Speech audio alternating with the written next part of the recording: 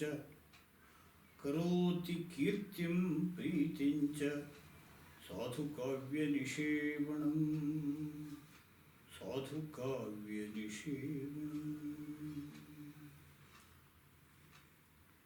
ಆತ್ಮೀಯ ಜಿಜ್ಞಾಸುಗಳೇ,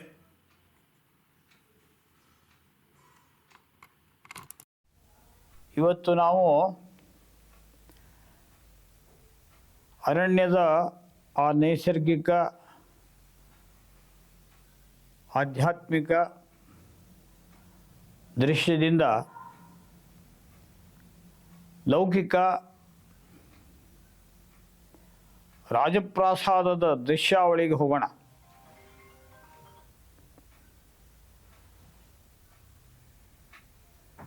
ಏನು ಆ ದೃಶ್ಯ? ಇಲ್ಲಿ ಇರುವ ವ್ಯಕ್ತಿಗಳೆಲ್ಲ ಕಂಚುಕಿಗಳು, ಪ್ರತಿಹಾರಿಗಳು ಇಂಥವರಲ್ಲ. ಇವರೆಲ್ಲ ರಾಜಕೃಪಾ ಪೋಷಿತರು. ಇವರ ಮಾನಸಿಕತೆ ಒಂದು ವಿಶಿಷ್ಟ. ಆ ಅರಣ್ಯದಲ್ಲಿ ಅರಣ್ಯಭಾವ ಇಲ್ಲದೆ ಕೇವಲ ಶ್ರದ್ಧೆ, ನಂಬಿಕೆ, ನಿಸರ್ಗ ಪ್ರೇಮಿ ಜೀವನ ವಿಧಾನ, ಆತ್ಮೀಯತೆ, ಪರಿಸರ ಪ್ರಜ್ಞೆ, ಈ ಲೋಕವನ್ನು ನಾವು ನೋಡಿದ್ದೇವೆ. ಈಗ ಈ 5ನೇ ಅಂಕದಲ್ಲಿ ಕಾಣುವ ದೃಶ್ಯಾವಳಿ ಇದೆಯಲ್ಲ, ಇದು ಕ್ಷಾತ್ರಲೋಕ. ಅದು ಬ್ರಾಹ್ಮಲೋಕ, ಇದು ಕ್ಷಾತ್ರಲೋಕ. ಕ್ಷಾತ್ರಲೋಕ ಅಂತಂದ್ರೂ ಇಲ್ಲೂ ಕೂಡ ಅನೇಕ ಜೀವನ ಮೌಲ್ಯಗಳಿದ್ದಾವೆ. ಅನೇಕರು ಇಷ್ಟು ಅವರು ಆ ರಾಜ ಕೈಂಕರ್ಯದಲ್ಲಿ ನಿಷ್ಠಾವಂತರಾಗಿದ್ದಾರೆ. ಎಷ್ಟೋ ವರ್ಷಗಳಿಂದ ಅವರು ರಾಜಪ್ರಾಸಾದದಲ್ಲಿ ಸೇವೆ ಸಲ್ಲಿಸ್ತಾ ಇದ್ದಾರೆ. ಅಂಥ ಒಬ್ಬ ಕಂಚುಕಿ ಇದ್ದಾನೆ. ಅವರು ಈ ದುಷ್ಯಂತ ಮಹಾರಾಜನ ಜೀವನ ಶೈಲಿ, ಅವನ ಆದ್ಯತೆಗಳು ಇವನ್ನೆಲ್ಲ ಸನಿಹದಿಂದ ನೋಡ್ತಿರುವಂಥವ್ರು. ತುಂಬ ಸನಿಹದಿಂದ ನೋಡ್ತಿದ್ದರೂ ಕೂಡ ಅವನ ಬಗ್ಗೆ ಅಪಾರ ಗೌರವ ಇಟ್ಕೊಂಡಿರ್ತಾರೆ. ಈ ಅತಿ ಪರಿಚಯ ಅವಜ್ಞ ಅಂತ ಒಂದು ಮಾತು ಇದೆಯಲ್ಲ, ಬಹಳ ಹತ್ತಿರದಿಂದ ನೋಡಿದಾಗ ಆಮೇಲೆ ಅವ್ರ ಬಗ್ಗೆ ಅಷ್ಟು ಆದರ ಗೌರವ ಇರೋದಿಲ್ಲ ಅಂತ ಇವತ್ತಿನ ಈ ರಾಜಕೀಯ ಲೋಕದಲ್ಲಿ ನಾವು ಕಾಣೋದು. ಆದರೆ ಇಲ್ಲಿ ಅವನು ಹೇಳ್ತಾನೆ, ನಾನು ಈ ದಂಡ ಹಿಡ್ಕೊಂಡು ಬಂದೆ, ಇದೊಂದು ಪದ್ಧತಿ ಇದು, ಹಾಗಾಗಿ ಆ ದಂಡ ಇಟ್ಟುಕೊಂಡೆ. ರಾಜರ ಸೇವಾ ಕಾರ್ಯದಲ್ಲಿರುವಾಗ ಒಂದು ದಂಡ ಕೈಯಲ್ಲಿರ್ತದೆ, ಹಾಗೆ ನಾನು ಆ ದಂಡವನ್ನು ಇಟ್ಟುಕೊಂಡಿದ್ದೆ. ಈಗ ಅದೇ ದಂಡ ನನಗೆ ನನ್ನ ಈ ಇಳಿ ವಯಸ್ಸಿನಲ್ಲಿ ಅದು ನನಗೆ ಆಧಾರವಾಗಿದೆ ಅಂತ ಹೇಳ್ತಾನೆ. ಆಚಾರ ಇತ್ಯವಹಿತೇನ ಮಯಾ ಗೃಹೀತ ಯಾವೇತ್ರ ಯಷ್ಟಿ ಅವರೋಧ ಗ್ರಹೇಶು ರಾಜ್ಞಃ ಕಾಲೇಗತೆ ಬಹುತಿಥೇ ಮಮ ಶೈವ ಜಾತ ಅಂತ. ಅದೇ ದಂಡ ಈಗ ನನಗೆ ಈ ವಯಸ್ಸಿನಲ್ಲಿ ನನ್ನ ಓಡಾಟಕ್ಕೆ ಆಧಾರ, ಆಶ್ರಯ, ಅವಲಂಬನೆ ಆಗಿದೆ. ಇನ್ನೊಬ್ಬ ಹೇಳ್ತಾನೆ, ನಾವು ನೋಡ್ತಾ ಇದ್ದೀವಿ ನಮ್ಮ ದುಷ್ಯಂತ ಮಹಾರಾಜರು ಎಷ್ಟು ಧರ್ಮನಿಷ್ಠರು, ಎಷ್ಟು ಕರ್ತವ್ಯಪರರಾಗಿದ್ದಾರೆ. ಅವಿರತವಾದ ರೀತಿಯವರದ್ದು, ವಿರಾಮವೇ ಇಲ್ಲ ಅವರಿಗೆ. ಹಾಗಾಗಿ ಸ್ವಸುಖ ನಿರಭಿಲಾಷ ಖಿದ್ಯಸೆ ಲೋಕಹೇತೋ. ಎಂಥ ಮಾತು! ಈ ಯುಗದಲ್ಲಿ ನಾವು ಇದನ್ನು ಮಾತಾಡಬೇಕು. ತನ್ನ ಸುಖದ ಬಗ್ಗೆ ಚಿಂತೆಯೇ ಇಲ್ಲ. ಪ್ರಜೆಗಳಿಗೆ ಅನನುಕೂಲ ಆಯಿತು, ಕಷ್ಟ ಬಂತು, ಹಾಗೆ ಪರದುಃಖ ದುಃಖಿತ್ವಂ. ಆ ರೀತಿಯಲ್ಲಿ ಪರಂಪರೆ, ಪ್ರಪಿತಾಮಹರಿಂದ ಬಂದ ಪರಂಪರೆ, ಅದು ಸೂರ್ಯವಂಶದಲ್ಲಿರಲಿ, ಚಂದ್ರವಂಶದಲ್ಲಿರಲಿ, ಅದು ಬಂದಿದೆ. ಆ ಪ್ರಕಾರ ಈ ರಾಜನು ಹಾಗೆ ಇದ್ದ. ಪ್ರತಿದಿನ ಅಥವಾ ತೇ ವೃತ್ತಿರೇವಂ ವಿಧೈವ.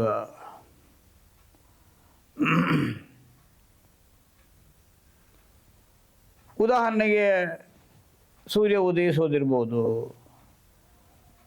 ವೃಕ್ಷಗಳು ಕಾಲಕ್ಕೆ ವಸಂತ ಕಾಲದಲ್ಲಿ ಹೂವು ಹಣ್ಣುಗಳನ್ನು ಚಿಗುರುಗಳನ್ನು ಕೊಡೋದಿರ್ಬೋದು, ಈ ನಿಸರ್ಗದಲ್ಲಿ ಕಾಣುತ್ತದಲ್ಲ.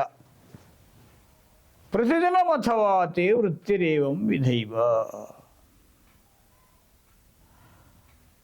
ಉದಾಹರಣೆಗೆ ಮರಗಳು ನಿಂತಿರ್ತವೆ, ತಾವು ಬಿಸಿಯಾದಂತಹ ಸೂರ್ಯನ ಕಿರಣವನ್ನು ಅನುಭವಿಸ್ತಾ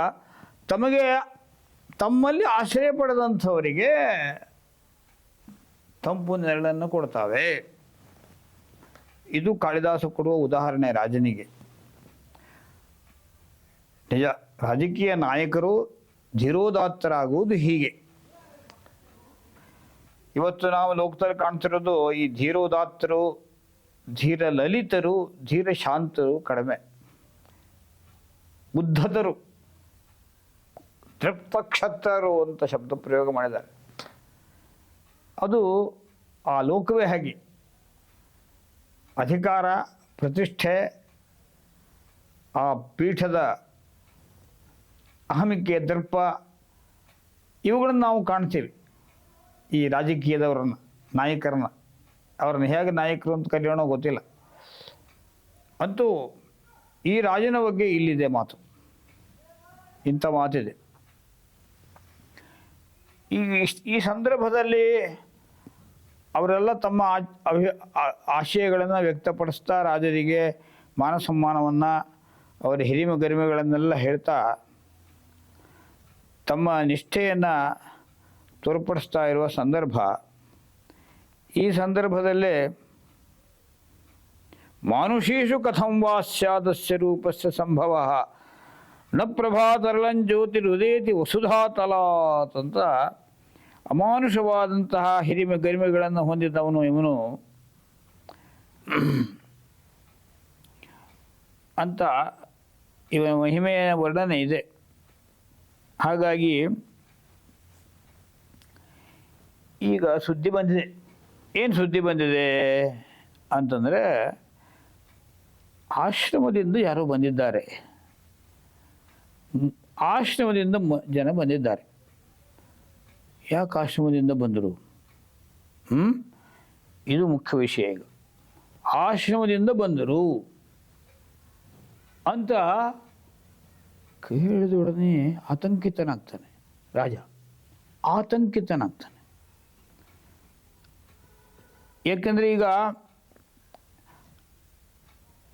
ಆ ಪ್ರಶಾಂತ ಧಾಮಗಳಿಂದ, ಅರಣ್ಯ ಪ್ರದೇಶಗಳಿಂದ ಈ ರಾಜಪ್ರಾಸಾದದ ಲೌಕಿಕ ಪ್ರಪಂಚಕ್ಕೆ ವಿಶೇಷ ಕಾರಣವಿಲ್ಲದೆ ಬರೋದು ಇಲ್ಲವೇ ಇಲ್ಲ. ಹಾಗಾದರೆ ಯಾರು ಬಂದರು, ಯಾಕೆ ಬಂದರು? ಇದು ಪ್ರಶ್ನೆ. ಹೀಗಾಗಿ ಅವನು ಯೋಚನೆ ಮಾಡ್ತಾನೆ.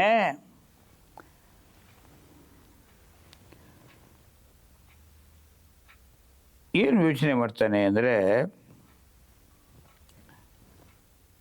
ಏನಾದರೂ ಅಪರಾಧ ಆಯ್ತೆ, ಏನು ಅಪರಾಧ ಆಗ್ಬೋದು? ಅರಣ್ಯ ಆದ್ದರಿಂದ ಅಲ್ಲೇನಾದರೂ ಹಿಂಸ್ರ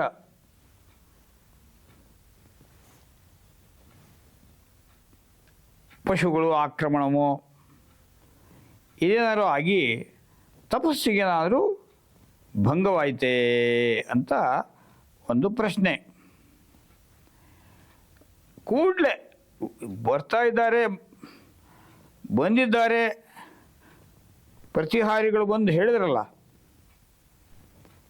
ಹೇಳುವಾಗ ರಾಜನ ಮನಸ್ಸಿನಲ್ಲಿ ಏನಾಗಿದೆ, ಯಾಕೆ ಹೀಗೆ ಅಂತ ಅನ್ನುವಂಥ ಪ್ರಶ್ನೆ ಉದ್ಭವಿಸುತ್ತೆ.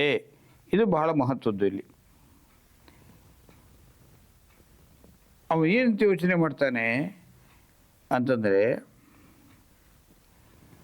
ಏನಾದರೂ ಋಷಿಮುನಿಗಳಿಗೆ ಕಿಂತಾವದ್ ವ್ರತಿನಾಂ ಉಪೋಢದವಸಾಂ ವಿಘ್ನೈಸ್ತಪೋ ದೂಷಿತಂ ಧರ್ಮಾರಣ್ಯಚರೇಷು ಕೇನಚಿದುತ ಪ್ರಾಣಿಷು ಅಸಚ್ಚೇಷ್ಟಿತಂ ಆಹುಸ್ವಿತ್ ಪ್ರಸವೋ ಮಮಾಪಚರಿತೇಷು ಚರಿತೆ ವಿರುಧಾಂ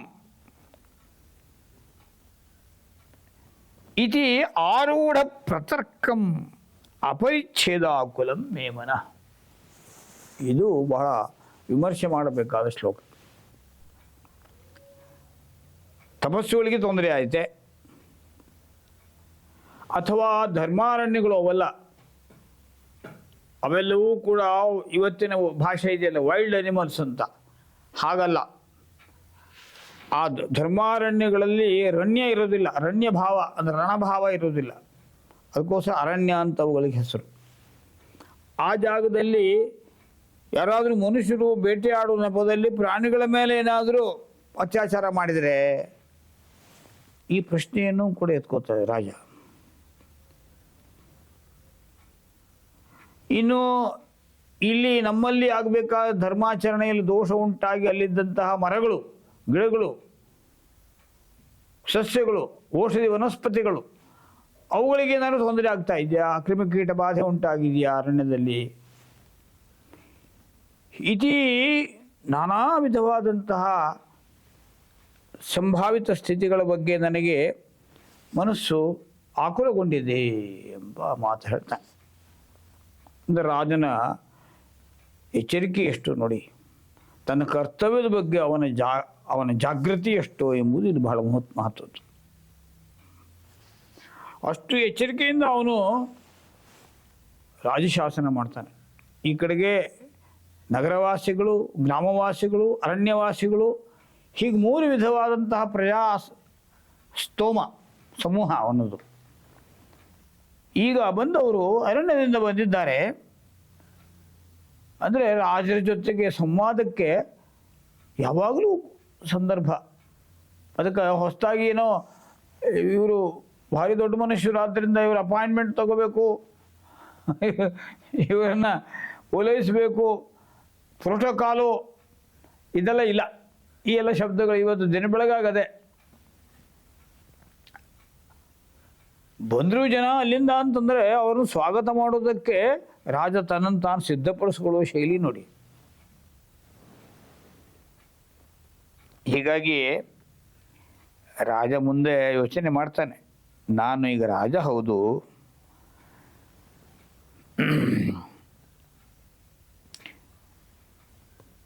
ಆದರೆ ಈ ರಾಜ್ಯದ ಭಾರ ಹೊರುವಾಗ ನಾವು ಎಂಥ ವಿವೇಕದಿಂದ ಇರಬೇಕು ಅಂತ ಅವನೇ ಮಾತಾಡೋದು. ಒಂದು ಪ್ರಸಿದ್ಧ ಶ್ಲೋಕ ಇದೆ, ಔತ್ಸುಕ್ಯ ಮಾತ್ರ ಅವಸಾದಯತಿ ಪ್ರತಿಷ್ಠಾ ಕ್ಲೇಶನಾತಿ ಲಬ್ಧ ಪರಿಪಾಲನ ವೃತ್ತಿರೇನಂ ನಾತಿ ಶ್ರಮಾಪನಯನಾಯ ನಚ ಶ್ರಮಾಯ ರಾಜ್ಯಂ ಸ್ವಹಸ್ತ ಧೃತ ದಂಡಮಿವ ಆತ ಪತ್ರಂ.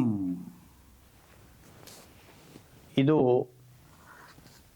ಲೌಕಿಕ ಲೋಕದಲ್ಲಿರುವಂಥವರು ಯಾರಿದ್ದಾರೆ ಅದರೊಳಗೂ ಈ ರಾಜಕೀಯ ಸಂಸ್ಥೆ ನಡೆಸುವವರು,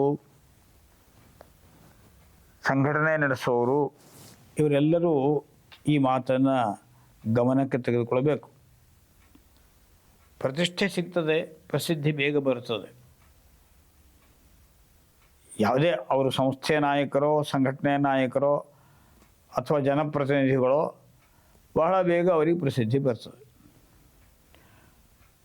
ಆದರೆ ಕ್ಲಿಶ್ನಾತಿ ಲಬ್ಧ ಪರಿಪಾಲನ ವೃತ್ತಿರೇನಂ, ಆ ಬಂದ ಯಶಸ್ಸಿದೆಯಲ್ಲ ಅದು ಯಾವಾಗ ಯಾವ ಕಾರಣದಿಂದ ಕಲಂಕಿತವಾಗುತ್ತೆ ಅದು ಅನೂಹ್ಯ. ಯಾಕೆಂದರೆ ಈ ರೀತಿಯ ನೇತೃತ್ವ ವಹಿಸುವವರ ಮೇಲೆ 100 ಕಣ್ಣುಗಳು ಬಿದ್ದಿರ್ತವೆ. ಎಲ್ಲೋ ಸಣ್ಣ ಕಾರಣಕ್ಕಾಗಿ ಸಣ್ಣದಾಗಿ ಜಾರಿದರೂ ಕೂಡ ಅದಕ್ಕೆ ದೊಡ್ಡ ಪ್ರಚಾರ ಸಿಗೋದು, ಆ ಮೂಲಕ ಅದು ಜನರಿಂದ ಜನರಿಗೆ ಕರ್ಣದಿಂದ ಕರ್ಣಕ್ಕೆ, ಕಿವಿಯಿಂದ ಕಿವಿಗೆ ಅಂತೆಲ್ಲ ಹೇಳ್ತಾರಲ್ಲ, ಹಾಗೆ ಹರಡುತ್ತೆ. ಅದು ಇಲಿಯಿಂದ ಶುರುವಾಗಿ ಅದು ಹುಲಿಯಾಗಿರುತ್ತದೆ. ಹೀಗಾಗಿ ಈ ನಾಯಕ ಸ್ಥಾನದಲ್ಲಿ ಕೂತಿರ್ತಾರಲ್ಲ ಇವರ ಬಗ್ಗೆ ಈ ಸಮಸ್ಯೆ ಇದೆ. ಆದ್ದರಿಂದ ನಾತಿಶ್ರಮಾಪನಯನಾಯ ನಚಶ್ರಮಾಯ ಅಂತ ಹೇಳ್ತಾನೆ. ರಾಜ್ಯಂ ಸ್ವಹಸ್ತಧೃತದಂಡಮಿವ ಆತಪತ್ರ. ಇದು ಕೈಯಲ್ಲಿ ಕೊಡೆ ಹಿಡಿದ ಹಾಗೆ ಅಂತ ಕಾಳಿದಾಸ ಕೊಡುವ ಉಪಮೆ. ಕೊಡೆ ಹಿಡಿದಾಗ ಸರಿಯಾಗಿ ಕೊಡೆ ಹಿಡಿಲಿಕ್ಕೆ ಬಂದರೆ ಅದು ಆತಪತ್ರ. ಆತಪ ಅಂದರೆ ಬಿಸಿಲು, ಬಿಸಿಲಿನಿಂದ ನಿಮ್ಮ ತಲೆಯನ್ನು ಅದು ಕಾಪಾಡುತ್ತೆ. ಆದರೆ ಅದೇ ಹೊತ್ತಿನಲ್ಲಿ ಜೋರಾಗಿ ಗಾಳಿ ಬೀಸಿದಾಗ ನಿಮ್ಮ ಕೈಯಲ್ಲಿ ಆ ಕೊಡೆಯನ್ನು ಹಿಡಿದುಕೊಳ್ಳಿಕ್ಕೆ ಆಗದೆ ಹೋದಾಗ ಆ ಕೊಡೆಯದು ನಿಮ್ಮ ಕಣ್ಣು ಚುಚ್ಚಬಹುದು. ಹೀಗಾಗಿ ಶ್ರಮ ಇದೆಯೋ ಇಲ್ಲ, ಇಲ್ಲವೋ ಇದೆ. ಸರಿಯಾಗಿ ಶ್ರಮವಿಲ್ಲದೆ ಬಹಳ ಕೌಶಲದಿಂದ ಕೊಡೆ ಹಿಡಿಲಿಕ್ಕೆ ಬಂದರೆ ನಾವು ಕೊಡೆಯಿಂದ ರಕ್ಷಣೆ ಪಡಿತೇವೆ. ಇಲ್ಲ ಅಂದರೆ ಆ ಗಾಳಿಯ ಸೆಳೆತಕ್ಕೆ ಆ ಕೊಡೆ ಅತ್ತ ಇತ್ತ ಎಳೆಯುವಾಗ ನಾವೇ ಜಾರಿ ಬೀಳ್ತೇವೆ. ರಾಜ್ಯಂ ಅಂದರೆ ಏನು? ರಾಜಶಾಸನ ಮಾಡೋದು, ನೇತೃತ್ವವನ್ನು ನಿಭಾಯಿಸುವುದು ಹೇಗೆ ಅಂದರೆ ಸ್ವಹಸ್ತಧೃತ ದಂಡಮಿವ. ದಂಡ ಕೈಲಿ ಹಿಡ್ಕೊಂಡಿರ್ತೀವಿ, ಕೊಡೆಯದು. ಆ ಕೊಡೆಯ ದಂಡವನ್ನು ಹಿಡಿದವನು ಯಾವ ಎಚ್ಚರಿಕೆಯಲ್ಲಿರಬೇಕೋ ಆ ಎಚ್ಚರಿಕೆಯನ್ನು ರಾಜನಾದವನು ವಹಿಸಬೇಕು. ಸ್ಥಾನ ಇದೆ, ಮಾನ ಇದೆ, ಗೌರವ ಇದೆ, ಪ್ರತಿಷ್ಠೆ ಇದೆ, ಎಲ್ಲ ಇದೆ. ಅದು ಬರ್ತದೆ ಸುಲಭವಾಗಿ. ಅದರ ಜೊತೆಗೇನೆ ಜವಾಬ್ದಾರಿ ಬರ್ತದೆ, ಅದರ ಜೊತೆಗೇನೆ ಆಸೆಗಳು, ದುರಾಸೆಗಳು ಅವೆಲ್ಲ ಅಂಟಿಕೊಳ್ತವೆ. ಈ ಕಾರಣಕ್ಕಾಗಿ ಜಾರುವ ಸಾಧ್ಯತೆಗಳು ಹೆಚ್ಚಿರ್ತವೆ. ಹೀಗಾಗಿ ಇದು ಒಂದು ಉಲ್ಲೇಖನೀಯವಾದ ಉದ್ಧರಣ ಈ 5ನೇ ಸರ್ಗದಲ್ಲಿ. ರಾಜ ತನ್ನ ಆತ್ಮಾವಲೋಕನೆ ಮಾಡಿಕೊಳ್ಳೋದು ಇದು ಒಂದು ಭಾಗ. ಈ ರಾಜ ಒಂದು ಕಡೆಗೆ ಸಿಂಹಾಸನದಲ್ಲಿ, ಪೀಠದಲ್ಲಿ ಆಸೆಯನ್ನಾಗಿ ಧರ್ಮ ಕಾರ್ಯವನ್ನು, ಧರ್ಮ ನಿರ್ಣಯವನ್ನು ಕೊಡ್ತಾ ಇರುವ ಸಂದರ್ಭ, ಆ ದೃಶ್ಯಾವಳಿ. ಅಲ್ಲಿ ಅವನು ತನ್ನ ಆತ್ಮಾವಲೋಕನೆ ಮಾಡಿಕೊಳ್ತಾ ಇರುವ ಶೈಲಿ. ಅವನು ಸಿಂಹಾಸನದಲ್ಲಿ ಇರ್ತಾನೆ. ಆಮೇಲೆ ಇವು ರಾಜರ ಈ ಪ್ರಾಸಾದಕ್ಕೆ ಋಷಿಮುನಿಗಳು ಬಂದಿದ್ದಾರೆ ಅಂತಂದಾಗ ಅವನು ತನ್ನ ಆಸ್ಥಾನದಲ್ಲಿ ಮಂಡಿತನಾಗಿರೋದಿಲ್ಲ. ಅದರ ಬದಲು ಈ ಋಷಿಕುಮಾರರು ಅಥವಾ ಋಷಿಗಳು ಯಾರು ಬಂದಿದ್ದಾರೆ ಅವರನ್ನು ಸ್ವಾಗತ ಮಾಡಲಿಕ್ಕೆ ಅವನು ತನ್ನ ಯಜ್ಞಶಾಲೆಗೆ ಬರ್ತಾನೆ. ಯಜ್ಞಶಾಲೆಯಲ್ಲಿ ಅವರನ್ನು ಸ್ವಾಗತಿಸೋದು. ಯಾರನ್ನು ಸ್ವಾಗತಿಸೋದು?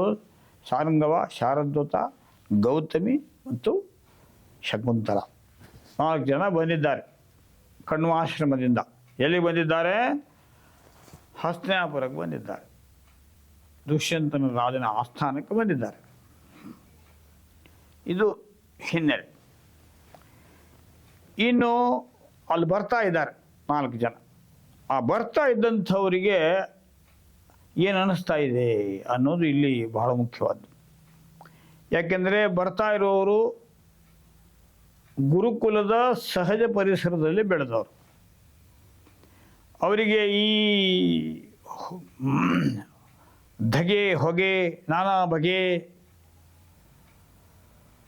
ಈ ನಗರದ ಘೋರ ಸ್ವರೂಪದ ಪರಿಚಯ ಇಲ್ಲ. ಅಂಥವರು ಇಬ್ಬರು, ಶಾರಂಗರವ ಮತ್ತು ಶಾರದ್ವತ. ಅವರೀಗ ಈ ನಗರಕ್ಕೆ ಬಂದುಬಿಟ್ಟಿದ್ದಾರೆ. ಈ ನಗರಕ್ಕೆ ಬಂದಾಗ ಅವರ ಪರಿಸ್ಥಿತಿ ಏನು ಅನ್ನೋದು ಇಲ್ಲಿ ಬಹಳ ಮಹತ್ವದ ವಿಷಯ. ಈಗ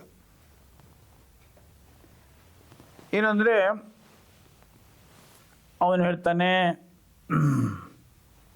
ಈ ನಗರಕ್ಕೆ ನಾವು ಬಂದಿದ್ದೇವೆ,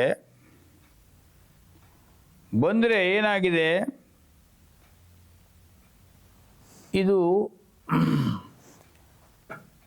ಜನಾಕೀರ್ಣಂ ಮನ್ಯೆ ಹುತವಃ ಪರೀತಂ ಗೃಹಮಿವ ಅಂತ ಹೇಳ್ತಾನೆ. ಅವನು ರಾಜಬೀದಿಯಲ್ಲಿ ರಾಜನ ಪ್ರಾಸಾದಕ್ಕೆ ಹೋಗ್ತಾ ಇರುವ ದೃಶ್ಯ ಇದು. ಈ ಸಂದರ್ಭದಲ್ಲಿ ಅವ್ರಿಗೆ ಏನು ಅನ್ನಿಸ್ತಾ ಇದೆ ಅಂತಂದರೆ, ಇದು ಏನಪ್ಪ ಇಷ್ಟು ಜನ ಇಲ್ಲಿ, ನಾವೆಲ್ಲ ಶಾಂತ ಪರಿಸರದಲ್ಲಿದ್ದವರು, ಈಗ ಇಲ್ಲಿ ಬಂದುಬಿಟ್ಟಿದ್ದೇನೆ. ಇದು ಮನೆಗೆ ಸುತ್ತಲೂ ಬೆಂಕಿ ಹಾಕ್ಕೊಂಡಿದ್ದ ಹಾಗೆ ನನಗೆ ಅನುಭವ ಆಗುತ್ತೆ. ಈ ನಗರ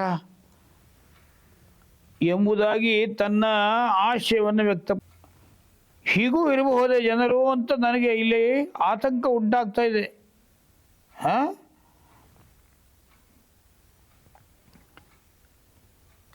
ಹಾಗಾಗಿ ಇದು ಯಾವ ಜಾಗಕ್ಕೆ ನಾವು ಬಂದಿದ್ದೇವೆ?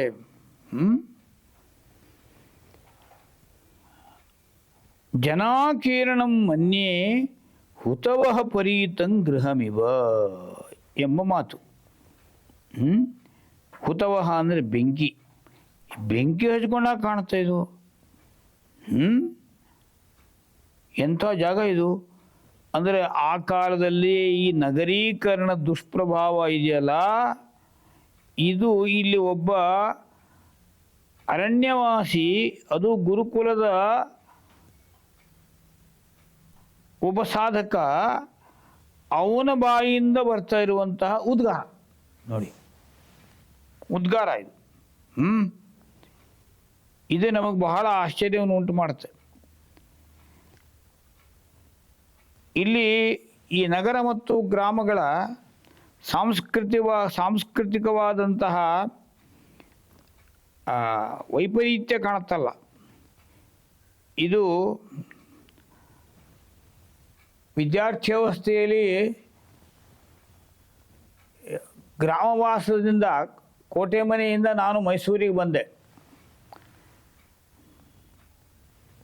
ಬಂದಾಗ ನಾನು ಒಂದಷ್ಟು ನವ್ಯ ಕವನಗಳನ್ನೆಲ್ಲ ಬರೀತಾ ಇದ್ದೆ. ಆಗ ಆ ಕವನ ಸಂಕಲನಕ್ಕೆ ನಾನು ಹೆಸರಿಟ್ಟಿದ್ದೆ ಸುಳಿಯ ಸೀಮೆಯ ಸನಿಹದಿಂದ ಅಂತ.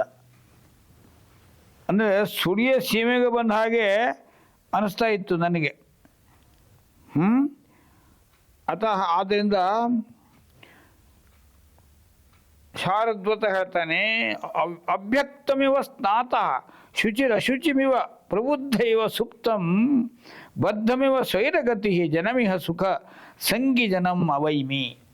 ಸುಖ ಸಂಗಿಗಳು ಇವೆಲ್ಲ ಕಂಫರ್ಟ್ ಝೋನ್ಗಳು, ನಗರಗಳು ಬರೀ ಸುಖಕ್ಕಾಗಿ ಇದ್ದಾರೆ. ಹೀಗಾಗಿ ಇವರಿಗೆ ಶಾಂತಿ ಸಮಾಧಾನ ಇಲ್ಲ.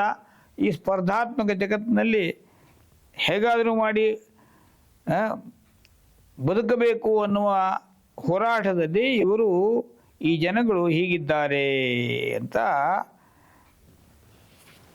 ಅವನು ಈ ನಗರದ ಬಗ್ಗೆ ತನ್ನ ಆಶಯವನ್ನು ವ್ಯಕ್ತಪಡಿಸ್ತಾನೆ. ಇದು ಈ ಕಾಲದಲ್ಲಿ ನಾವು ಗಂಭೀರವಾಗಿ ತೆಗೆದುಕೊಳ್ಬೇಕಾದ್ದು. ಬೆಂದ ಕಾಳೂರು ವಾಸಿಗಳು ಈ ನಗರಗಳ ಬಗ್ಗೆ ಅಭಿಜ್ಞಾನ ಶಾಕುಂತಲದಲ್ಲಿ ಶಾರದ್ವತ ಇವರಿಬ್ಬರು ವ್ಯಕ್ತಪಡಿಸುವ ಆಶಯವನ್ನು ಗಂಭೀರವಾಗಿ ತೆಗೆದುಕೊಳ್ಬೇಕು. ಇಲ್ಲಿಂದ ಮುಂದೆ ನಾವು ನೋಡ್ತೀವಿ, ಬಂದರು, ಪ್ರವೇಶ ಆಯಿತು, ರಾಜ ಇದ್ದ ಜಾಗದಲ್ಲಿ ಬರ್ತಾ ಇದ್ದಾರೆ. ಬಂದಾಗ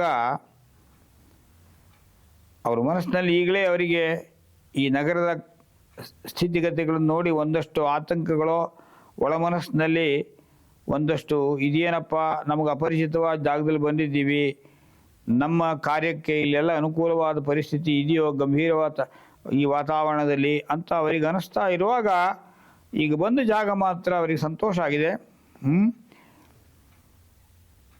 ಯಾಕೆಂದರೆ ಶಕುಂತಲೆ ಕೂಡ ಆ ಜಾಗದಲ್ಲಿ ಬಂದಾಗ ಒಂದು ಸ್ವಲ್ಪ ಅಶುಭ ಶಕುನವನ್ನು ಅನುಭವಿಸ್ತಾಳೆ. ವಾಮೇತರ ನಯನ ಅಂದರೆ ದಕ್ಷಿಣ ನಯನ, ಇದು ಒಂದು ಈ ಶಕುನ ಶಾಸ್ತ್ರದ ವಿಚಾರ. ಕಣ್ಣು ಅದು ಕಂಪನಗೊಂಡ್ರೆ, ದಕ್ಷಿಣ ನೇತ್ರ ಕಂಪನಗೊಂಡ್ರೆ ಅದು ಅಶುಭ ಅಂತ, ಯಾರಿಗೆ? ಮಹಿಳೆಯರಿಗೆ. ಇಂಥ ಒಂದು ಸ್ಥಿತಿ ಅವಳಿಗೆ ಅನುಭವಕ್ಕೆ ಬರುತ್ತೆ. ಅಹೋ ಕಿಮ್ಮೆ ವಾಮೇತರಂ ನಯನಂ ವಿಸ್ಫುರತಿ ಅಂತ ಅವಳು ಸ್ವಲ್ಪ ಆತಂಕ ಕೊಡ್ತಾಳೆ.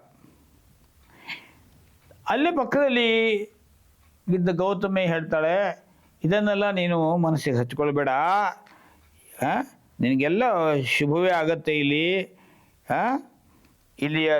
ಇಲ್ಲಿಯೂ ಕೂಡ ಈ ಜಾಗವೂ ಕೂಡ ಮಂಗಲಮಯವಾದ ಜಾಗ. ಹಾಗಾಗಿ ಯಾಕೆಂದರೆ ಅವರನ್ನು ಸ್ವೀಕರಿಸಿದಂಥವರು ಪುರೋಹಿತರು, ಅವರು ರಾಜನ ಕರ್ಕೊಂಡು ಬರ್ತಾ ಇದ್ದಾರೆ. ಭೂಭೋ ತಪಸ್ವಿನಃ ಅಂಥೇಳಿ ನೋಡಿ, ಈಗ ನೀವು ಯಜ್ಞಶಾಲೆಗೆ ಬಂದಿದ್ದೀರಿ, ಇಲ್ಲಿ ವರ್ಣಾಶ್ರಮಗಳನ್ನೆಲ್ಲ ಈ ಧರ್ಮವನ್ನು ಪಾಲನೆ ಮಾಡುವ ರಕ್ಷಿತ ಅಂತ ಒಬ್ಬ ಜವಾಬ್ದಾರಿ ಉಳ್ಳಂತಹ ರಾಜ ಇಲ್ಲಿ ನಿಮಗಾಗಿ ಕಾಯ್ತಾ ಇದ್ದಾನೆ. ಈ ರೀತಿಯ ಭಾಷೆಯಲ್ಲಿ ಮಾತಾಡ್ತಾ ಕರ್ಕೊಂಬರ್ತಾ ಇದ್ದಾರೆ. ನೋಡಿ ಇಲ್ಲಿದ್ದಾನೆ ಅಂಥೇಳಿ ಶಾರ್ಂಗರವ ನಮಗೆ ಇವೆಲ್ಲ ನೋಡುವಾಗ ನೀವು ಹೇಳೋದೆಲ್ಲ ಕೇಳಿದಾಗ ಸಂತೋಷ ಆಗ್ತಾ ಇದೆ. ಇದೆಲ್ಲ ನೋಡುವುದು ಅಭಿನಂದನೀಯವಾದ್ದು. ಆದರೆ ನಾವೊಂದು ರೀತಿ ಮಧ್ಯಸ್ಥರು. ಯಾಕೆಂದರೆ ಇಲ್ಲಿದ್ದ ಸ್ಥಿತಿಗತಿಗಳನ್ನು ಅವಲೋಕನ ಮಾಡಬೇಕು. ನಮಗೇನು ಪೂರ್ವಾಗ್ರಹವೇನಿಲ್ಲ,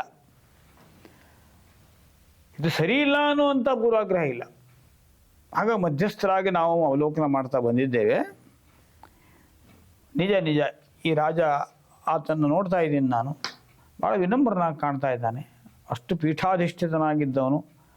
ಭವಂತಿ ನಮ್ರಾಹ ತರವ ಫಲೋದ್ಗಮೈ ನವಾಂಬುಭಿ ದೂರ ವಿಲಂಬಿನೋ ಘನಾಹ. ಹೆಚ್ಚು ನೀರನ್ನು ತುಂಬಿಕೊಂಡಂಥ ಮೂಲ ಭೂಮಿ ಹತ್ತಿರಕ್ಕೆ ಬಾಗಿ ಬರ್ತದೆ. ಹೆಚ್ಚು ಹಣ್ಣು ತುಂಬಿಕೊಂಡಂಥ ಮರ ಭೂಮಿ ಹತ್ತ ಬಾಗಿ ತಗ್ಗಿ ಇರ್ತದೆ. ಹಾಗಾಗಿ ಅನುದ್ಧತಾ ಸತ್ಪುರುಷ ಸಮೃದ್ಧಿ. ಇಷ್ಟೆಲ್ಲ ವೈಭವಗಳು ಇದ್ದಾಗಲೂ ಇವನು ಬಹಳ ವಿನಮ್ರನಂತೆ ಕಾಣ್ತಾ ಇದ್ದಾನೆ. ಹೀಗಾಗಿ ಈ ರಾಜನ ಬಗ್ಗೆ ನಮಗೆ ಸಂತೋಷ ಆಗ್ತಾ ಇದೆ ಎಂಬುದಾಗಿ ಉದ್ಗಾರವನ್ನು ಕೊಡ್ತಾನೆ ಶಾರ್ಂಗರವ.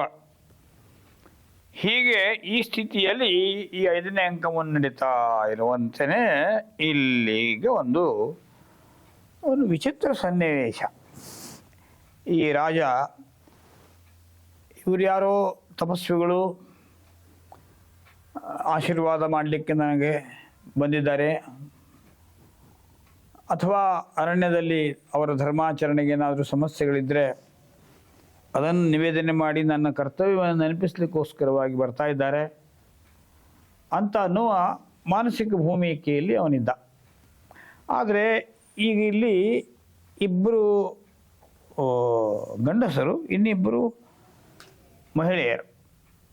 ಅದರಲ್ಲಿ ಒಬ್ಬರು ಹಿರಿಯ ತಾಯಿ, ಇನ್ನೊಬ್ಬಳು ಯುವತಿ. ಕಾಸ್ವಿದವ ಗುಂಠನವತಿ ಅಂತ ಒಂದು ಪ್ರಶ್ನೆ ಹಾಕೋತಾನೆ. ನಾದ್ಯ ಪರಿಸ್ಫುರಿತ ಶರೀರ ಲಾವಣ್ಯ ಮಧ್ಯೆ ತಪೋಧನಾನಾಂ ಕಿಸಲಯಮಿವ ಪಾಂಡುಪತ್ರಾಣಾಂ ಅಂತ ಒಂದು ಶ್ಲೋಕವನ್ನು ರಚನೆ ಮಾಡಿ ಈ ರಾಜನ ಮನಸ್ಸನ್ನು, ಅವರು ನೋಡಿದಾಗ ಉಂಟಾದ ಅವನ ಮನಸ್ಸನ್ನು ಚಿತ್ರೀಕರಿಸ್ತಾನೆ. ಇದು ಹೇಗಿದೆ ಅಂದರೆ, ಮುಖವನ್ನು ಮುಚ್ಕೊಂಡು ಬರ್ತಾ ಇದ್ದಾಳೆ ಒಬ್ಬಳು ಮಹಿಳೆ. ಅವಳು ನೋಡಿದರೆ ದೂರದಿಂದ ಲಾವಣ್ಯ ಉಳ್ಳಂತಹ ಒಬ್ಬ ಯುವತಿ ಅಂತ ಕಾಣಿಸ್ತಾ ಇದೆ ನನಗೆ. ಇವಳು ಹೇಗೆ ಕಾಣ್ತಾಳೆ ಅಂದರೆ, ಆಗ ಆದಷ್ಟು ಒಂದು ಮರ, ಆ ಮರದಲ್ಲಿ ಎಲ್ಲ ಹಣ್ಣಾಗಿದೆ ಎಲೆಗಳೆಲ್ಲ, ಅದ್ರ ಮಧ್ಯದಲ್ಲಿ ಒಂದು ಚಿಗುರು ಹೊಡೆದಿದೆ. ಆ ಥರದಲ್ಲಿ 4 ಜನರ ಮಧ್ಯದಲ್ಲಿ ಒಬ್ಬಳು ಯುವತಿ ಇದ್ದಾಳಲ್ಲ, ಇದು ಯಾಕೆ? ಯಾಕೆಂದರೆ ಯಾಕೆ ಅನ್ನೋದು ಪ್ರಶ್ನೆ. ಶಾಪಗ್ರಸ್ತವಾಗ್ಬಿಟ್ಟಿದೆ ಮನಸ್ಸು. ಹೀಗಾಗಿ ಯಾರು ಗೊತ್ತಿಲ್ಲ, ನೆನಪಿಲ್ಲ.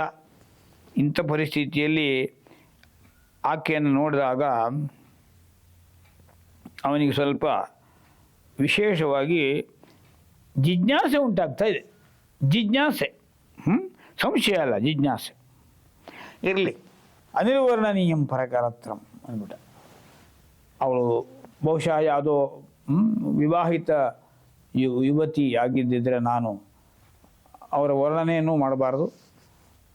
ಅವ್ರನ್ನ ಸ್ತ್ರೀ ಎಂಬುದಾಗಿ ಗೌರವಿಸಬೇಕಷ್ಟೇ ನಾನು.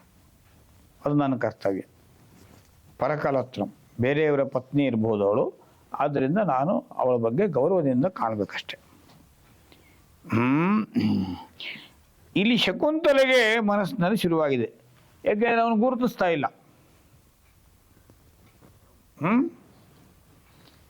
ಭಾಳ ತಟಸ್ಥ ಭಾವದಲ್ಲಿದ್ದಾನೆ. ಪರಕಲತ್ರ ಅಂತ ಹೇಳ್ಬಿಟ್ಟ.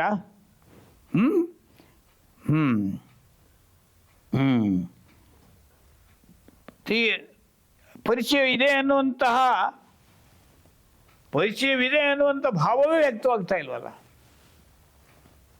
ಅದು ಅಂಗಾಭಿನಯದಿಂದ ವ್ಯಕ್ತವಾಗಬೇಕಲ್ಲ, ಹಾಗಾಗ್ತಾನೆ ಇಲ್ಲ ಅಂತ ಒಂದು ಪರಿಸ್ಥಿತಿ.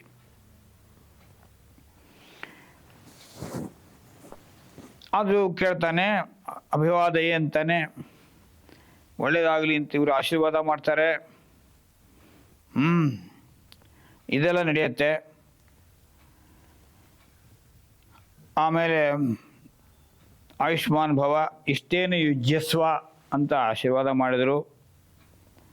ರಾಜ ಕೇಳ್ತಾನೆ, ಅವನ ಮನಸ್ಸಿನಲ್ಲಿತ್ತಲ್ಲ, ನಿಮ್ಮ ತಪೋಭೂಮಿಯಲ್ಲಿ ಧರ್ಮ ಕಾರ್ಯಗಳು ನಿರ್ವಿಘ್ನವಾಗಿ ನಡೀತಾ ಇದ್ದಾವೆಯೇ ಅಂತ ಕೇಳ್ತಾನೆ ದುಷ್ಯಂತ ಈ 4 ಜನರನ್ನು ಸಂಬೋಧಿಸಿ. ಅದಕ್ಕೆ ಋಷಿಗಳು ಹೇಳ್ತಾರೆ ಇಬ್ಬರು, ಕುತೋ ಧರ್ಮ ಕ್ರಿಯಾ ವಿಘ್ನ ಸತಾಂ ರಕ್ಷಿತರಿತ್ವಯಿ ತಪಸ್ತಪತಿ ಘರ್ಮಾಂಶವು ಕಥಂ ತಮಃ ಆವಿರ್ಭವಿಷ್ಯತಿ. ತಮಸ್ತಪತಿ ಘರ್ಮಾಂಶವು ಕಥಂ ಆವಿರ್ಭವಿಷ್ಯತಿ. ನೀನೇ ಇದ್ದೀಯಾ ಇಂಥ ಧರ್ಮರಕ್ಷಕನಾಗಿ, ಇಂಥ ಪರಿಸ್ಥಿತಿಯಲ್ಲಿ ಯಾವ ಕಾರಣಕ್ಕೂ ತಪಸ್ಸುಗಳಿಗೆ ಅರಣ್ಯದಲ್ಲಿ ಪೂರ್ಣ ಸುರಕ್ಷೆ ಇದೆ, ಆದ್ದರಿಂದ ನಮ್ಮ ಧರ್ಮ ಕಾರ್ಯಕ್ಕೆ ಯಾವ ತೊಂದರೆಯಿಲ್ಲ ಎಂಬುದಾಗಿ ಹೇಳ್ತಾರೆ. ಅವನ ಮುಖ್ಯ ಮೂಲಭೂತ ಪ್ರಶ್ನೆ ಇತ್ತಲ್ಲ ಅದು, ಇವರು ಯಾತಕ್ಕೆ ಬಂದರು, ಏನೋ ತೊಂದರೆ ಆಗ್ತಾ ಇದೆಯಾ, ಅಲ್ಲಿದ್ದ ಗುರುಕುಲಗಳಿಗೆ ತೊಂದರೆ ಆಗ್ತಾ ಇದೆಯಾ ಅಲ್ವೇ, ಇದೆಲ್ಲ ಅವನ ಮನಸ್ಸಿನಲ್ಲಿ. ಇಷ್ಟಾದ್ಮೇಲೆ ಇನ್ನು ಅವನನ್ನು ವಿಷಯಕ್ಕೆ ತರಬೇಕಲ್ಲ. ಪ್ರಕೃತಮನುಸರಾಮಃ ಅಂತ ಶಾರಂಗರವ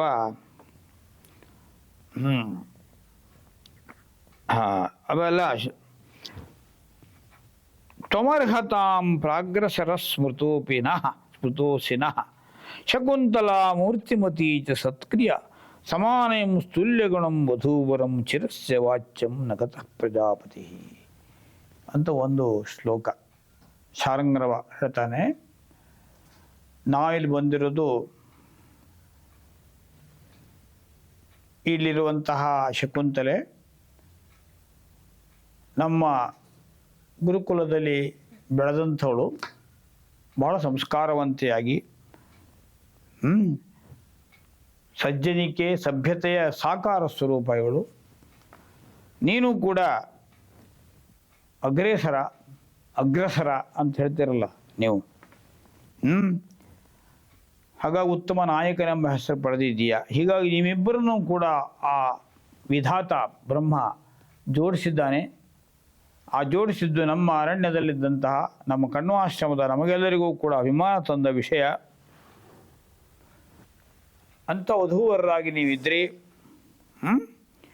ಇಂಥ ವಧೂವರನ್ನ ಸಾಕ್ಷಾತ್ ಸ್ವಯಂ ಭಗವಂತನ ಇಚ್ಛೆ ಪ್ರಕಾರವಾಗಿ ಇಬ್ಬರ ಜೋಡಣೆ ಆಗಿದೆ. ಹೀಗಾಗಿ ಅವಳನ್ನು ನಿನಗೆ ಒಪ್ಪಿಸಿ ಕೊಟ್ಟು ಹೋಗಬೇಕು ಎಂಬುದು ನಮಗಿರುವ ಆಣತಿ ನಮ್ಮ ಗುರುಗಳಿಂದ. ಅದಕ್ಕಾಗಿ ನಾವು ಬಂದಿದ್ದೇವೆ ಅಂತ ವಿಷಯವನ್ನು ಪ್ರಸ್ತಾಪ ಮಾಡಿಬಿಟ್ಟ. ಇಲ್ಲಿಂದ ಶುರುವಾಯ್ತು. ಈಗ ಯಾಕೆ ಶುರುವಾಯಿತು, ಏನೋ ಶುರುವಾಯಿತು, ಇದು ಯಾವುದರ ನೆನಪು ಇಲ್ಲ. ದುರ್ವಾಸರ ಶಾಪದಿಂದ ಪೂರ್ಣ ಮರೆತು ಹೋಗಿದೆ. ಯಾರಿಗೆ? ಮಹಾರಾಜನಿಗೆ. ಈ ಸಂದರ್ಭದಲ್ಲಿ ಅವನ ಪ್ರತಿಕ್ರಿಯೆ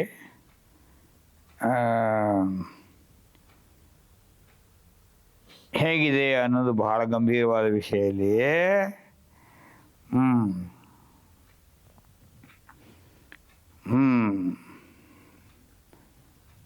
ಇಲ್ಲಿ ಅವನು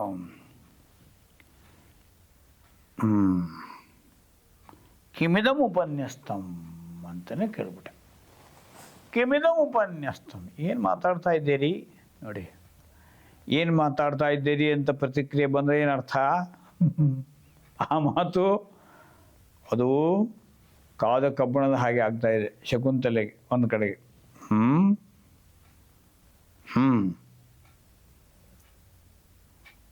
ಏನು, ನಾನು ಈ ಯುವತಿಯನ್ನು ವಿವಾಹ ಮಾಡಿಕೊಂಡಿದ್ದೇನೆ ಅಂತ ಕೇಳ್ತಾನೆ. ನೋಡಿ, ಕಿಮತ್ರ ಭವತಿ ಮಯಾ ಪರಿಣೀತ ಪೂರ್ವ ಅಂತ ಕೇಳ್ತಾನೆ. ಆತ್ಮಗತಂ. ಓ, ಅವಳಿಗೆ ಗೊತ್ತಾಯ್ತು ಇದೇನೋ ಆಗ ಹೋಗಿದೆ. ಹೀಗೆ ಯಾವಾಗ ಪ್ರತಿಕ್ರಿಯೆ ಬರುತ್ತೋ ಕೂಡಲೇ ಇದಕ್ಕೆ ಶಾರ್ಪ್ ರಿಯಾಕ್ಷನ್ ಅಂದರೆ ಯಾರದ್ದು? ಶಾರ್ಂಗನ ಬಂದು ಏನು ಕೇಳ್ತಾ ಇದ್ದೀರಿ? ಕಿಂ ಕೃತ ಕಾರ್ಯದ್ವೇಷೋ ಧರ್ಮಂ ಪ್ರತಿ ವಿಮುಖತಾ ಕೃತಾವಜ್ಞಾ ಅಂತ ಕೇಳ್ದ. ಏನು ಸ್ವಾಮಿ, ಏನು ಮಾತಾಡ್ತಾ ಇದ್ದೀರಿ? ನಿಮಗೆ ನಡೆದ ಘಟನಾವಳಿ ಎಲ್ಲ ಮರ್ತು ಹೋಗಿದೆಯಾ? ನೀವು ಇಂಥ ರಾಜ ಮಹಾರಾಜರಿಗೆ ಇಂಥದ್ದೆಲ್ಲ ಕಾಯಿಲೆ ಇರೋದುಂಟು, ಹಾಗೇನಾದ್ರು ಆಗಿದೆಯಾ ನಿಮಗೆ? ಅವರಿಗೆ ಧರ್ಮ ಅಧರ್ಮಗಳ ಬಗ್ಗೆ ಅಷ್ಟೆಲ್ಲ ಎಚ್ಚರಿಕೆ ಇರೋದಿಲ್ಲ.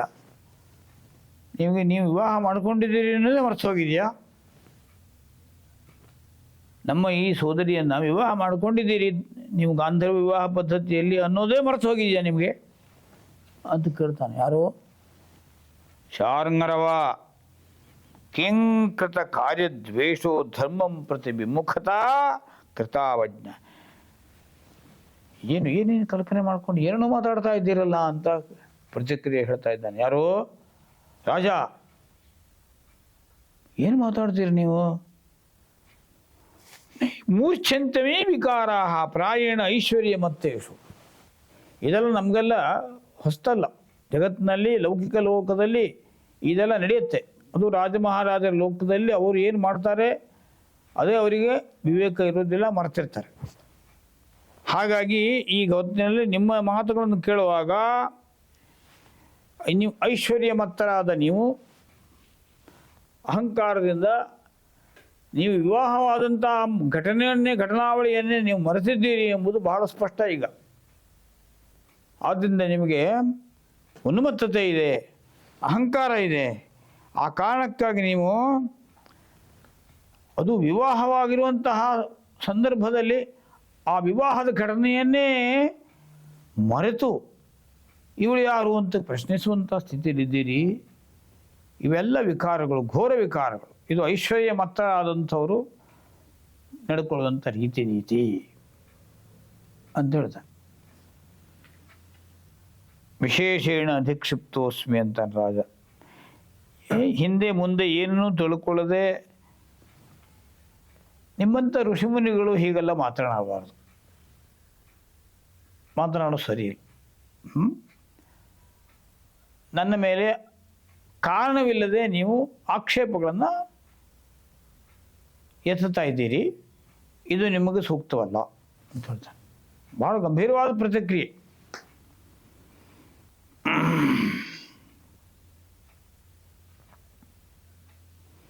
ಆದರೆ ಗೌತಮಿ ಹೇಳ್ತಾಳೆ, ಸ್ವಲ್ಪ ಇವನಿಗೆ ಏನೋ ತೊಂದರೆಗಳಿರ್ಬೋದು, ಈ ಕೆಲವು ಜನರಿಗೆಲ್ಲ ಹಳೆಯದೆಲ್ಲ ನಮ್ಮ ಮರೆತು ಹೋಗಿರ್ತದಲ್ಲ ಅಂತ ಏನಾದ್ರು ಕಾಯಿಲೆ ಇರ್ಬೋದು ಇವರಿಗೆ, ಈ ಮಹಾಶಯರಿಗೆ ಅಂಥೇಳಿ ಅವಳು ಅಷ್ಟೊತ್ತೊಳಗೆ ಏನು ಮಾಡಿದ್ಲು, ಅವಗುಂಠನ ಹಾಕ್ಕೊಂಡಿದ್ಲಲ್ಲ ಗೌತಮಿ. ಅವಳ ಸಾಕುತಾಯಿ ಅವಳೇ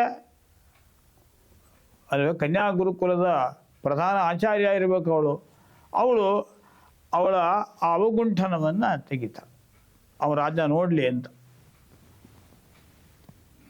ಅಹೋ ಅವನು ಹೇಳ್ತಾನೆ, ಇಲ್ಲ ನನಗೆ ಪರಿಚಯ ಇಲ್ಲ, ಇವಳನ್ನು ನಾನು ವಿವಾಹವಾಗಿದ್ದೇನೆ ಅಂತ ನೀವು ಹೇಳ್ತಾ ಇದ್ದೀರಿ. ನಾನು ವಿವಾಹ ಆಗಿಲ್ಲ ಅಂತ ಅಂದಾಗ ಯಾವುದೇ ಒಂದು ಹೆಣ್ಣು ನೋಡ್ಲಿಕ್ಕೆ ಸುಂದರವಾಗಿದೆ ಅಂಥೇಳಿ ಸ್ವೀಕರಿಸುವಂತಹ ಭ್ರಷ್ಟ ವ್ಯಕ್ತಿ ನಾನಲ್ಲ. ನೇರವಾಗಿ ಹೇಳ್ಬಿಟ್ಟ ರಾಜ.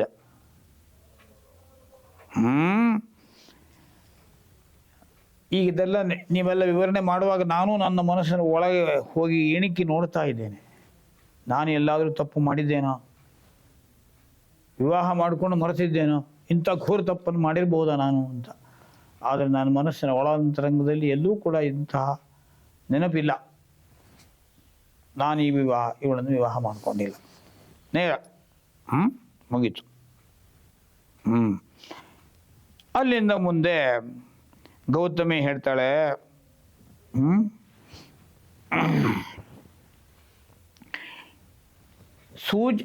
ಇದಕ್ಕೆ ಬೇಕಾದಂತಹ ನೆನಪಿನ ಸೂಚಕಗಳನ್ನು ತಿಳಿಸು ಅಂತೇಳಿ ಹೇಳ್ತಾಳೆ. ಆಗಲೇ ಮುಖ್ಯ ಪ್ರಶ್ನೆ ಇದೆ. ಅವನು ಅವಳಿಗೆ ಒಂದು ಉಂಗುರವನ್ನು ಕೊಟ್ಟಿರ್ತಾನೆ. ಆ ಉಂಗುರ ಇದೆ ಅಂತ ಅಂದ್ಕೊಂಡಿರ್ತಾಳೆ ಅವಳು. ಆದರೆ ಆ ಉಂಗುರ ಬಿದ್ದು ಹೋಗಿದೆ ಅಲ್ಲಿ ತೀರ್ಥೋದಕದ ಸ್ನಾನ ಮಾಡುವಾಗ ಮಧ್ಯ ದಾರಿಯಲ್ಲಿ. ಹಾಗಾಗಿ ಇಲ್ಲಿ ಹೀಗೆ ತೆಗಿಬೇಕು ಅಂತ ಯೋಚನೆ ಮಾಡ್ತಾಳೆ. ಅವನು ಕೊಟ್ಟಂಥ ಉಂಗುರ ಬೆಳ್ಳಲಿಲ್ಲ. ಇದು ಘೋರ ಸ್ಥಿತಿ. ಅವನಿಗೆ ನೆನಪು ಮಾಡೋದಕ್ಕೋಸ್ಕರವಾಗಿ ಅದಕ್ಕೆ ತಾನೆ ಅಭಿಜ್ಞಾನ ಶಾಕುಂತಲ ಅಂತ. ಅಭಿಜ್ಞಾನದ ಉಂಗುರವನ್ನೇ ಇಟ್ಟುಕೊಂಡೆ ಅದಕ್ಕೆ ಹೆಸರನ್ನೇ ಕವಿ ಅಭಿಜ್ಞಾನ ಶಾಕುಂತಲ ಅಂತ ಇಟ್ಟಿದ್ದಾನೆ. ಶಕುಂತಲೆಗೆ ಅಭಿಜ್ಞಾನ ಅಂದರೆ ಗುರುತಿನ ಉಂಗುರ ಕೊಟ್ಟಿದ್ದ ರಾಜ. ಆದರೆ ಅದು ಯಾವಾಗ ಬೇಕೋ ಆಗದು ಸಿಗಲಿಲ್ಲ. ಆದ ಕಾರಣಕ್ಕಾಗಿ ಏನಾಗಿದೆ, ನೆನಪಿಸ್ಲಿಕ್ಕೆ ಈಗ ಯಾವುದೇ ಮಾರ್ಗ ಇಲ್ಲ. ಮತ್ತು ಅವಳು ಆಮೇಲೆ ಹೇಳ್ತಾಳೆ, ನಿನಗೆ ಇದಂತೂ ನನ್ನ ಹತ್ರ ಇದ್ದದ್ದು ಕಳೆದು ಹೋಗಿದೆ, ಆದರೆ ನಿನಗೆ ನೆನಪಾಗುವಂಥ ಒಂದು ಘಟನಾವಳಿಯನ್ನು ನಾನು ನಿಮ್ಗೆ ತಿಳಿಸ್ತೀನಿ. ಆ ಘಟನಾವಳಿಗಳನ್ನು ಕೇಳಿದ ಮೇಲೆ ನಿನಗೆ ನೆನಪಾಗಬಹುದು ಅಂತ ಘಟನಾವಳಿಯನ್ನು ಅವಳು ತಿಳಿಸ್ತಾಳೆ. ನೋಡು, ನಾವಿಬ್ಬರು ಕೂಡ ಒಂದು ಕಡೆಗೆ ಆಶ್ರಮದಲ್ಲಿ ಕೂತಿದ್ವಿ, ಉದ್ಯಾನವನದ ಭಾಗದಲ್ಲಿ, ವಾಟಿಕೆಯಲ್ಲಿ. ಆಗ ಒಂದು ಜಿಂಕೆ ಬಂತು. ಆ ಜಿಂಕೆ ಬಂದಾಗ ನೀನು ಆ ಜಿಂಕೆಯನ್ನು ಹಸಿ ಹುಲ್ಲು ಕೊಟ್ಟು ಹೀಗೆ ಬಾ ಅಂತ ಕರೆದಿ. ಆದರೆ ಆ ಜಿಂಕೆ ನಿನ್ನ ಹತ್ರ ಬರಲೇ ಇಲ್ಲ. ನಾನು ಅದೇ ಹಸಿರು ಹುಲ್ಲಿನ ಆ ಗೊಂಚಲನ್ನು ಕೈಯಲ್ಲಿ ಹಿಡಿದು ಕರೆದಾಗ ಬಂದು ತಿನ್ಕೊಂಡು ಹೋಯಿತು. ಆಗ ನೀನು ಹಾಸ್ಯ ಮಾಡಿದೆ. ಏನು ಅಂದರೆ, ನೀವಿಬ್ಬರು ಅರಣ್ಯವಾಸಿಗಳು, ಹಾಗಾಗಿ ನೀನು ಕೊಟ್ಟಂಥದ್ದನ್ನು ತಿಂದಿತ್ತು, ನಾನು ಅರಣ್ಯವಾಸಿ ಅಲ್ಲ ಅನ್ನೋದನ್ನು ನೀನು ಹಾಸ್ಯವಾಗಿ ಈ ವಿಷಯವನ್ನು ಹೇಳಿದಿ ಅಂತ ಈ ಘಟನಾವಳಿಯನ್ನು ನೆನಪಿಸ್ತಾಳೆ. ಆದರೆ ಅವನ ಮಾತು ಮಾತ್ರ ಈಗ ಭಾಳ ಹರಿತವಾಗ್ತಾ ಇದೆ. ಏನೋ ಹರಿತವಾಗ್ತಾ ಇದೆ. ವ್ಯಪದೇಶ ಮಾವಿಲಯಿತು ಕಿಮೀಹಸೆ ಜನಮಿಮಂಚ ಪಾತಯಿತು ಕೂಲಂಕಷೇವ ಸಿಂಧು ಪ್ರಸನ್ನಮಂಭಸ್ತರು ತಟಂಚ ಅನ್ನೋಂಥವನು ಮಾತು ಹೇಳ್ತಾನೆ. ಇದು ಯಾರೇ ಸಹೃದಯರಿಗೆ ಅದರೊಳಗೂ ಸಹಜ ಕೋಮಲ ಸ್ವಭಾವದ ಹೆಣ್ಣುಮಕ್ಕಳಿಗೆ ಸಹಿಸಲಿಕ್ಕೆ ಸಾಧ್ಯವಾಗುವ ಮಾತಲ್ಲ. ಅಂಥ ಮಾತನ್ನು ಆಡ್ತಾನೆ. ಏನು ಹೇಳ್ತಾನೆ, ಏನು ನನ್ನ ಮಾನ ಮರ್ಯಾದವನ್ನು ಬೀದಿಗೆ ಬೀಳಿಸುವಂತೆ ಮಾಡಲಿಕ್ಕೆ ನೀನು ಬಂದಿದ್ದೀಯ? ಋಷಿಕುಲದಿಂದ ಬಂದಂಥ ನೀನು. ನಾನು ಈ ಧರ್ಮಪೀಠದ ಅಧಿಪತಿ. ನಮ್ಮ ಇಡೀ ವಂಶದಲ್ಲಿ ಯಾರೂ ಕೂಡ ಯಾವುದೇ ಈ ಥರದ ಅಪರಾಧವನ್ನು ಮಾಡಿಲ್ಲ, ನಾನೂ ಮಾಡೋದಿಲ್ಲ. ಮಹಿಳೆಯರನ್ನು ಗೌರವದಿಂದ ಕಾಣುವುದು ನಮ್ಮ ಪರಂಪರೆ. ಇಂಥ ಸಂದರ್ಭದಲ್ಲಿ ನಾನು ನನ್ನ ಮೇಲೆ ಈ ವಿವಾಹ ಮಾಡಿಕೊಂಡಿದ್ದೇನೆ ಅನ್ನೋ ಅಪವಾದವನ್ನು ಹಾಕಿ ನನ್ನ ಮಾರ್ಗದಿಂದ, ನನ್ನ ಧರ್ಮ ಮಾರ್ಗದಿಂದ ನಾನು ಜಾರಿ ಬೀಳುವಂತೆ ಮಾಡಲಿಕ್ಕೆ ನೀನು ಬಂದಿದ್ದ ಅಂತ ಕೇಳ್ತಾನೆ. ಕೂಲಂಕಷೇವ ಸಿಂಧು ಅಂತ ಒಂದು ಪ್ರವಾಹ ಹರಿತಾ ಇದ್ದರೆ ಭಾರಿ, ಆ ಪ್ರವಾಹ ಏನು ಮಾಡುತ್ತೆ, ತಾನೂ ಕೂಡ ಪ್ರವಾಹದ ರಭಸದಲ್ಲಿ ಆ ನೀರು ಕೊಳೆಯಾಗ್ತದೆ ಪ್ರವಾಹದ್ದು. ಹಾಗೆಯೇ ಅಕ್ಕಪಕ್ಕದ ಮರಗಳನ್ನು ಬೀಳಿಸುತ್ತದೆ. ಈ ಉದಾಹರಣೆಯನ್ನು ಕೊಟ್ಟು ಈಗ ನೀನು ನಿನ್ನ ಮಾನ ಮರ್ಯಾದೆಯನ್ನು ಕೂಡ ಕಳೆದುಕೊಂಡು ದೂಷಿತಳಾಗುವ ಜೊತೆಗೆ ನನ್ನನ್ನು ಕೂಡ ನಿನ್ನ ಧರ್ಮ ಮಾರ್ಗದಿಂದ ಪತಿತನ್ನಾಗಿ ಮಾಡುವ ಕಾರ್ಯದಲ್ಲಿ ತೊಡಗಿದ್ದಿ. ಈ ನಿನ್ನ ಮಾತಿನ ಶೈಲಿ ಆ ರೀತಿ ಇದೆ, ಇದಕ್ಕೆ ನಾನು ತಲೆಬಾಗುವವನಲ್ಲ. ಈ ಮಾತನ್ನು ಹೇಳ್ತಾನೆ. ಇಷ್ಟನ್ನು ನಾವು ಇವತ್ತು ವಿಮರ್ಶೆ ಮಾಡೋಣ. ಈ ಇಡೀ ಡೈಲಾಗ್ಸ್ಗಳನ್ನು, ಈ ಸಂಭಾಷಣೆಯನ್ನೇ ನಾನು ಅದಕ್ಕೋಸ್ಕರವಾಗಿ ಈ ನಾಟಕದ ಭಾಗವನ್ನೇ ಇಟ್ಟುಕೊಂಡು ಕೆಲವು ಪಂಕ್ತಿಗಳನ್ನು, ಶ್ಲೋಕಗಳನ್ನು ಉದ್ಧರಿಸಿ ನಿಮ್ಮ ಮುಂದೆ ಈ ವಿಚಾರ ಪ್ರಸ್ತಾಪ ಮಾಡಿದ್ದೇನೆ. ಯಾಕೆಂದರೆ ಈ ರೀತಿಯ ಅಲ್ಲದಿದ್ದರೂ ಇನ್ನೊಂದು ವಿಚಿತ್ರ ರೀತಿಯ ಘಟನಾವಳಿಗಳು ಇವತ್ತು ಸಮಾಜದಲ್ಲಿದ್ದಾವೆ ಈ ಸ್ತ್ರೀ ಪುರುಷ ಸಂಬಂಧದ ವಿಷಯದಲ್ಲಿ. ಅಂಥ ಕಾಲದಲ್ಲಿ, ಇಂದು ಆ ಕಾಲದಲ್ಲಿ ನಡೆದ ಈ ಘಟನೆ, ಒಬ್ಬ ಮನುಷ್ಯ ಶಾಪಗ್ರಸ್ತನಾದ, ಆ ಕಾರಣದಿಂದ ಅವನ ಮನಸ್ಸು ಪೂರ್ವಸ್ಮರಣೆ ಮಾಡಿಕೊಳ್ಳದಂಥ ಸ್ಥಿತಿಯಲ್ಲಿದೆ, ಮಾಡಿಕೊಳ್ಳದಂಥ ಸ್ಥಿತಿಯಲ್ಲಿದೆ. ಆ ಸ್ಥಿತಿಯಲ್ಲಿ ಒಂದು ಹೆಣ್ಣು ಎಂಥ ಶೋಷಣೆಗೆ ಒಳಗಾಗ್ತಾಳೆ, ಎಂಥ ಘೋರವಾದಂಥ ದೃಶ್ಯಾವಳಿ ಇದು. ಅದನ್ನು ನಾವು ಇನ್ನು ಮುಂದಿನ ನಮ್ಮ ವಿಡಿಯೋದಲ್ಲಿ ಗಮನಿಸೋಣ. ಇವತ್ತಿನ ದಿನದ ಈ ದೃಶ್ಯಾವಳಿ ಇಲ್ಲಿಗೆ ಮುಕ್ತಾಯವಾಗುತ್ತದೆ.